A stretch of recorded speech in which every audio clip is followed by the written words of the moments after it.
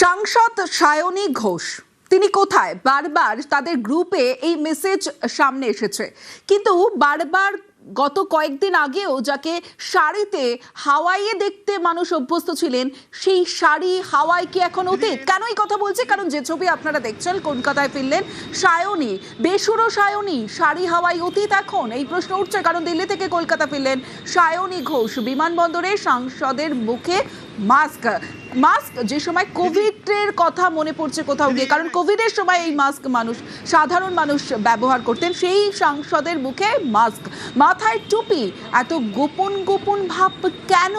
এই প্রশ্ন তুলে কটাক্ষ করছেন কুণাল ঘোষ।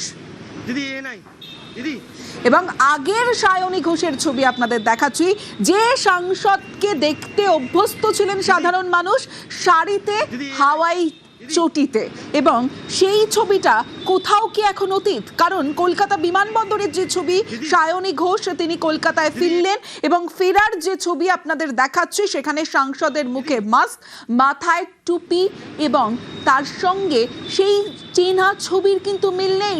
অর্থাৎ তাহলে সেই চেনা ছবি কি এখন অতীত? কেন এত গোপন গোপন ভাব? প্রশ্ন তুলে কটাক্ষ করেছেন কুণাল ঘোষ।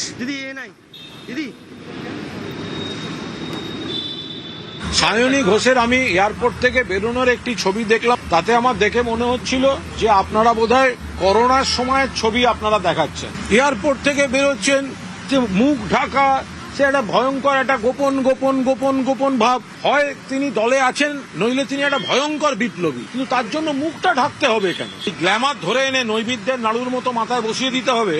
আর যারা সংগঠনটা প্র্যাকটিক্যালি গ্রাউন্ডে করেন, তখন তারা তাকে ফোনেও পাবেন না।